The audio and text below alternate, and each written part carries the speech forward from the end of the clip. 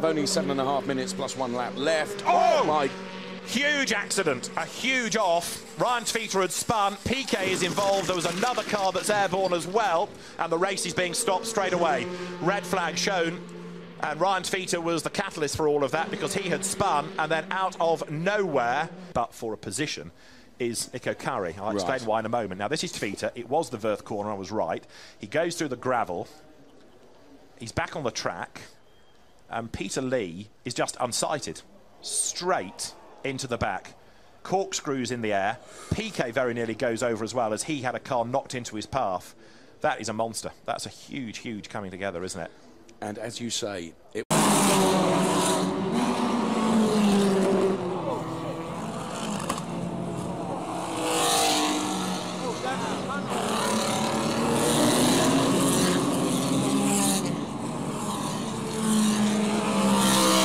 just over 2 hours into the race at this point, in a podium position, and the defending champion drives it off the number 1 car. Oh, this is the leader. It's the Gulf car off as well, the number 1 car in the gravel. Yeah, that's Mike Wainwright in that car. Brendan Hartley and the lead car in the race, the defending world championship. There's damage to the front of the prototype Porsche. Brendan Hartley's, let's have a look at this. He's, oh, Brendan! Oh! What were you thinking? It's gone over. Oh! So close to going over. Oh, dear me. Well, I'm sorry, but that's, you cannot just expect those cars to disappear. He's trying to go around the outside of a car. The team has to push. The team has to push, and oh dear, that. Oh. He's awful. Pulled back into the side of the Porsche, hasn't he? Full course yellow is going to be coming out in about 5 seconds' time.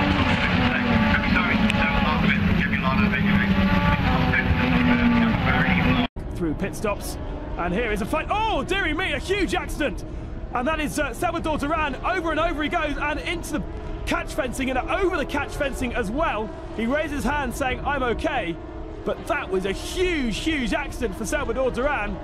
Jumps out of the car, adrenaline still pumping through his veins. And wow, what a shock at the end of this race. Got a slight limp there where he's probably knocked his knee. An absolutely huge accident. Let's see that again. It's Faraz Fawzi who brakes a little bit early, and the nose of the car just hits that rear wheel and sends him over, sliding through the gravel on his head. Then it catches, and over he goes. Barrel rolling over the tyre barrier, over the catch fencing, and into the slip road. Marshall's very lucky. Anyone on the slip road very lucky as well.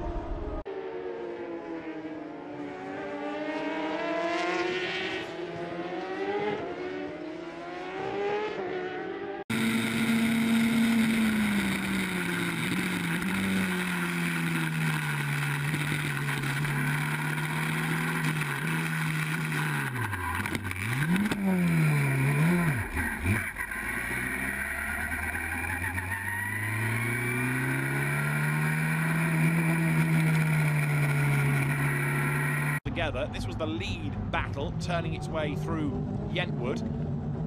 He gets a little bit scrappy in midfield. Lando Norris was one of those locking up. Right, on the outside line is Bortoletto. He turns in and just launches himself over the front of another car, cartwheels his way into the gravel, ends up upside down from another angle.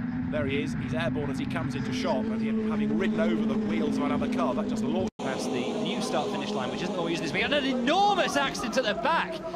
Car launched meters and meters into the air, and it looks like another driver who tangled with Ben Barnacote, and we can't quite make... Out of the car, that looks a huge accident. Let's take a replay.